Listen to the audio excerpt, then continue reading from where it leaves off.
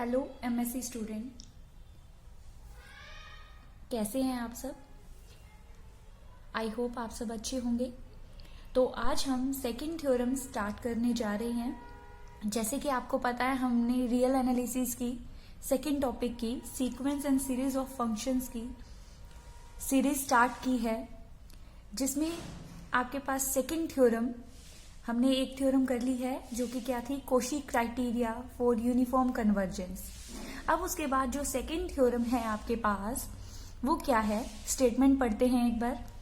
Suppose limit n tend to infinity f N x is equal to f x, x belongs to E. Means कि हमारे पास function pointwise converge दिया हुआ है, जो sequence है हमारी वो पॉइंट वाइज कन्वर्जेंस दी हुई है हमें। mn क्या टर्म है, supremum x belongs to e mod of f N x minus F x mn, ये डिफाइन कर दिया। Then we have to prove that fn converges to f uniformly on e if and only if this mn approaches to 0 as n tend to infinity। तो हमें ये proof करना है कि ये जो पॉइंट वाइज कन्वर्जेंस है, पॉइंट वाइज जो कन्वर्जेंस है वो यूनिफॉर्म कब बन जाएगी, जब supremum of the difference of f n minus f is approaches to 0 as n tend to infinity। We have to prove this. तो हमें स्टेटमेंट क्लियर है कि हमें क्या प्रूफ करना है। पॉइंट वाइज कन्वर्जेंस गिवन है, mn डिफाइन है, प्रूफ करना है fn converges to f uniformly if and only if mn tends to 0 as n tend to infinity. तो स्टार्ट करते हैं। First suppose that fn approaches to f uniformly on e। सबसे पहले हमने first consider कर लिया कि fn किसको अप्रोच कर रहा है, f को uniformly on e। To prove mn approaches to 0 as n tend to infinity।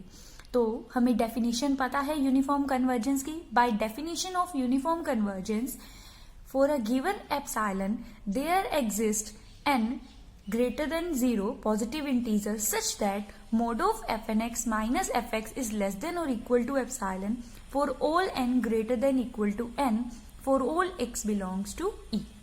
Uniform convergence की डेफिनेशन लगा दी। अब यहाँ पर देखिए, हर एक टर्म का जो यहाँ पर एफ एन माइनस एफ जो डिफरेंस है वो क्या है, less than equal to epsilon है। किसके लिए, for all x belongs to E.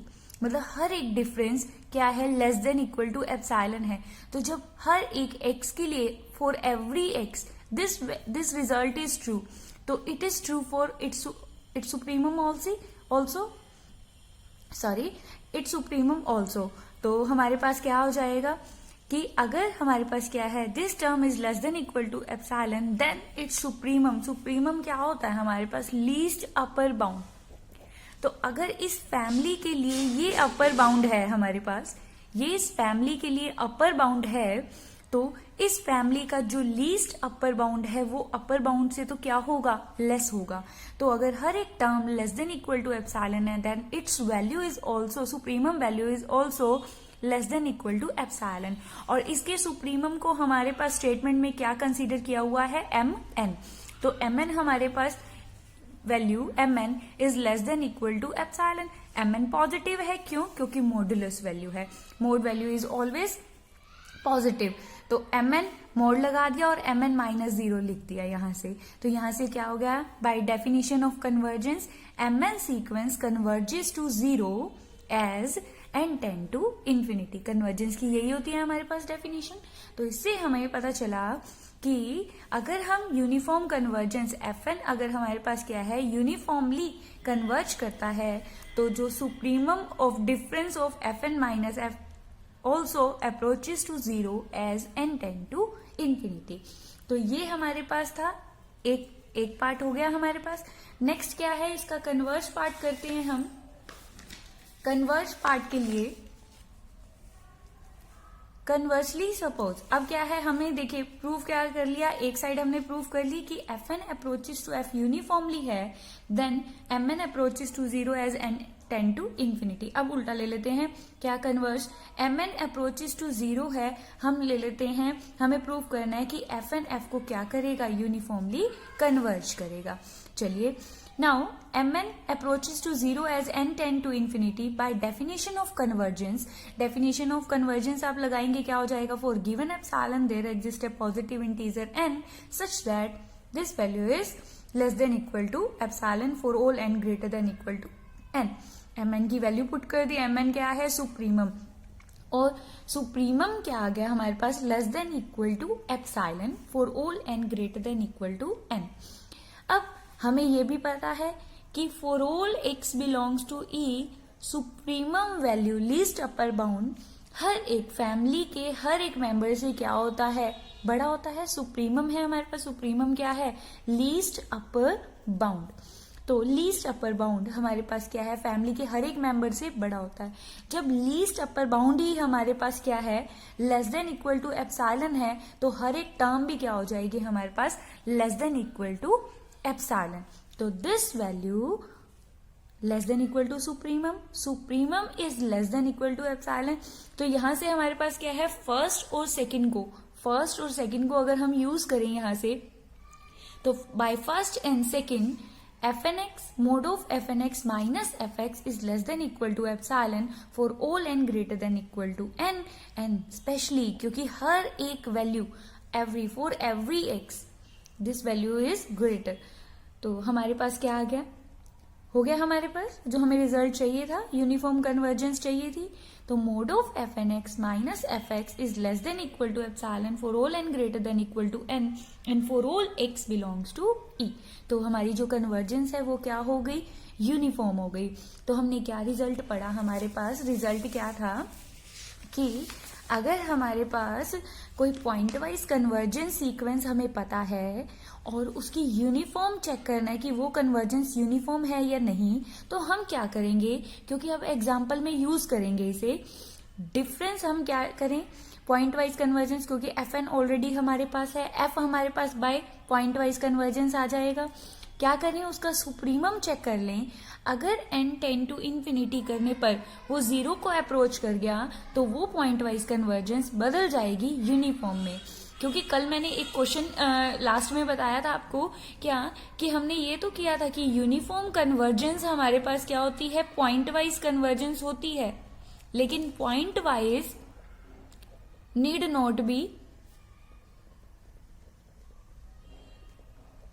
Not be uniform.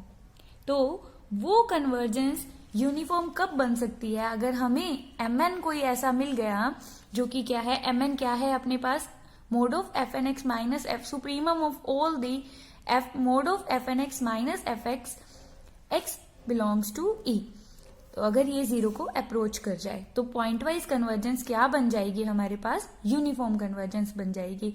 अब नेट के एग्जाम में आपके पास थ्योरम नहीं आएगी, आपसे थ्योरम नहीं पूछी जाएगी नेट के एग्जाम में, या आपके पास जो आपका एग्जाम पेपर है उसमें तो थ्योरम आ जाएगी M.Sc में, लेकिन जब नेट के एग्जाम की बात करते हैं तो स्टूडेंट ऑलमोस्ट मुझसे ये पूछते हैं कि मैम ये थ्योरम अप्लाई कहाँ होगी, किस क्वेश्चन में होगी।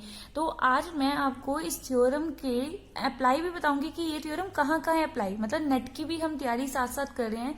नेट में ये टॉपिक सबसे ज्यादा रियल एनालिसिस के अंदर सीक्वेंसेस का सबसे ज्यादा, सीक्वेंस एंड सीरीज का सबसे ज्यादा टॉपिक आता है, तो हम इससे रिलेटेड क्वेश्चंस पढ़ते हैं। चलिए, example related to this theorem. First example एक मैं करूंगी, एक आप ट्राई करेंगे खुद करने की, नेक्स्ट वीडियो में मैं फिर उसका सॉल्यूशन बताऊंगी। चलिए, फर्स्ट एग्जाम्पल है, देखिए, prove that this sequence where sequence fnx is क्या है, x is equal to is x by 1 plus n x square, x is real, converges uniformly on any close interval I।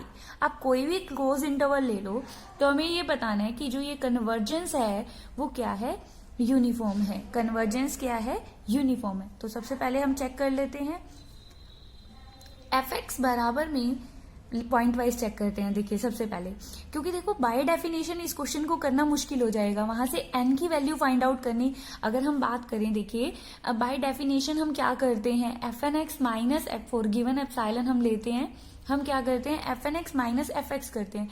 तो इसमें यहाँ पर N की value find out करना थोड़ा सा टिपिकल हो जाता है, तो इसीलिए हम क्या करेंगे, अब जो जो थ्योरम्स लेंगे उनको यूज करेंगे और क्वेश्चंस को और इजीली, कि जल्दी से जल्दी कम टाइम में हम क्वेश्चन कर पाए। तो पॉइंट वाइज कन्वर्जेंस की बात स्टार्ट करते हैं। सबसे पहले हमें थ्योरम यूज करने के लिए हमें पॉइंट वाइज कन्वर्जेंस चाहिए। ले लीजिए एफ एक्स क्या है, limit function n tend to infinity f N x. F N x की वैल्यू रख दी, एफ एन एक्स की वैल्यू क्या है हमारे पास, x by one plus n x square.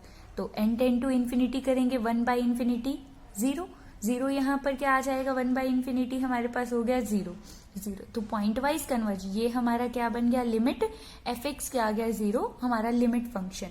तो अब देखिए हमें थ्योरम में क्या चाहिए था, एम एन, एम एन चाहिए, तो ले लेते हैं एम एन। हम यहाँ पर अब प्लस टू क्लास में भी जाएंगे, कि प्लस टू क्लास में जैसे हम करते थे मैक्सिमा और मिनिमा फाइंड आउट करने के लिए। चलिए हम बात करते हैं एम एन की। एम एन क्या लिया था, सुप्रीमम ऑफ एक्स, क्योंकि आई हमने कोई भी क्लोज इंटरवल लेना है, तो क्या लिया यहाँ से F N x minus F X, F N x minus F X, F N x की वैल्यू पुट कर दी, एफ एक्स की वैल्यू पुट कर दी, ये आ गया। अब इसका अगर मान लीजिए हमें क्या निकालना है, सुप्रीमम फाइंड आउट करना है। सुप्रीमम के लिए आपको मैक्सिमा मिनिमा याद होगा, प्लस टू क्लास में हम यूज करते थे। क्या था हमारे पास कि अगर कोई फंक्शन दिया हुआ था तो मैक्सिमा या मिनिमा चेक करने के लिए हम क्या करते थे, उसका फर्स्ट डेरिवेटिव करते थे। नेक्स्ट स्टेप, फर्स्ट डेरिवेटिव के बाद equal to zero for the value of maxima and minima value. किस पॉइंट पर हमारे पास जो फंक्शन है वहां से हम क्या करते थे, एक्स की वैल्यू, पॉइंट्स फाइंड आउट करते थे कि पॉइंट ऑफ मैक्सिमा और मिनिमा कौन सा होगा। फिर हम उसके बाद चेक करते थे डबल डेरिवेटिव। अगर डबल डेरिवेटिव पॉजिटिव आए तो हम कहते थे कि उस पॉइंट पर मिनिमम वैल्यू ले रहा है ये, और अगर हमारे पास क्या है डबल डेरिवेटिव नेगेटिव आता था तो हम कहते थे मैक्सिमम वैल्यू। तो यहाँ सुप्रीमम हम बात कर रहे हैं सुप्रीमम की, तो मैक्सिमम वैल्यू हमें फाइंड आउट करनी है। तो ले लीजिए फंक्शन क्या है हमारे पास, ये वही रूल अप्लाई करना है। यहाँ पर क्या है, फर्स्ट डेरिवेटिव किया, आ गया first derivative u by V, तो ये तो आप लोगों को आता होगा u बाई वी। तो यहाँ से हमने डेरिवेटिव किया, मैक्सिमा मिनिमा पॉइंट चेक करने के लिए क्या करते हैं, फर्स्ट डेरिवेटिव को जीरो, फर्स्ट डेरिवेटिव को जीरो रखा, यहाँ से x की वैल्यू आ गई plus minus one by under root n, root n आ गई। फिर क्या मैंने किया, सेकंड डेरिवेटिव किया, इसका सेकंड डेरिवेटिव किया, यहां से मैंने वैल्यू पुट कर दी, दोनों पे चेक किया, माइनस एट बाय, इसको आप कैंसिल आउट कर दीजिए, क्या आ जाएगा, माइनस प्लस माइनस, ये वैल्यू आ रही है। तो जहां पर नेगेटिव वैल्यू आ रही है तो वहां हमें मिल रहा है मैक्सिमम वैल्यू, तो वन बाय रूट एन पर हमें क्या मिल रही है, मैक्सिमम वैल्यू। तो वन बाय रूट एन रखा हमने, मैक्सिमम वैल्यू मिल गई हमें, ये नेगेटिव आ गया। It attain its maximum value at X is equal to this. तो मैक्सिमम वैल्यू होगी क्या, हम क्या करें, फंक्शन के अंदर पुट कर दें, X is equal to one by root N. तो वहां से एम एन हमारा सुप्रीमम क्या आ गया, one by two root N. तो क्लियरली आपको दिख रहा है एम एन हमारे पास क्या आ चुका है, one by two root N. अब जैसे ही हम एन टेंड टू इन्फिनिटी करेंगे, ये किसको अप्रोच करेगा, जीरो को। तो एम एन जीरो को अप्रोच कर गया as n tend to infinity. तो clearly by the last theorem जो हमने अभी करी है कि अगर एम एन जीरो को अप्रोच कर रहा है as n tend to infinity, then f n converges to f uniformly. तो इस तरह से आप प्लस टू वाला ही मेथड है, देखिए सारा का सारा हमने कुछ सिर्फ हमने क्या लगाई है, लिमिट लगाई है। फर्स्ट स्टेप हमने क्या किया, लिमिट लगाई। दूसरा स्टेप हमने क्या है, सुप्रीमम फाइंड आउट किया, और सुप्रीमम फाइंड आउट करने के बाद N tend to infinity apply किया। तो वो किसको अप्रोच कर गया, जीरो को। अगर जीरो को अप्रोच कर जाए देन यूनिफॉर्मली, अदरवाइज वो यूनिफॉर्मली कन्वर्ज नहीं करेगा, does not uniformly converge to that function. तो ये था हमारा एक एग्जाम्पल। अब यहाँ बात करती हूं मैं यहाँ पर एक और एग्जाम्पल की।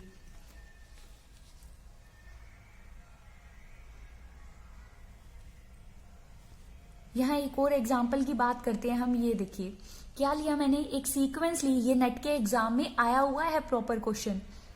F N x is N X E raise to power minus N x square where X is a greater than equal to 0, then we have to check it is uniformly converge on this interval. तो ये question इसी theorem से अगर हम करेंगे तो definitely अगर आप डेफिनेशन लगाएंगे एफ एन एक्स माइनस जो हमने पहले सीखी है उससे टिपिकल हो जाएगा थोड़ा क्वेश्चन। तो इसको हम क्या करें, इस मेथड से, इस थ्योरम से अगर करेंगे तो टाइम भी कम लगेगा और हमें ज्यादा मेथड लगाने की जरूरत नहीं है। +2 का ही मेथड है, +2 में मैक्सिमम मिनिमम हम चेक करते ही थे। तो वो आप एक तो इस क्वेश्चन को आप ट्राई करेंगे, अगर नहीं होता तो मैं नेक्स्ट वीडियो में इसका सॉल्यूशन दूंगी। तो आप खुद से ट्राई करिए ये वाला क्वेश्चन कि मुझे कमेंट बॉक्स में बताइए कि क्या ये यूनिफॉर्मली कन्वर्ज करती है या नहीं करती। तो नेक्स्ट वीडियो में हम इसका सॉल्यूशन करेंगे। तो आप सबने भी ट्राई करना है ये क्वेश्चन एक बार, ताकि आपको ये थ्योरम क्लियर हो जाए और नेट के एग्जाम में भी आपको हेल्प मिले। Thank you so much.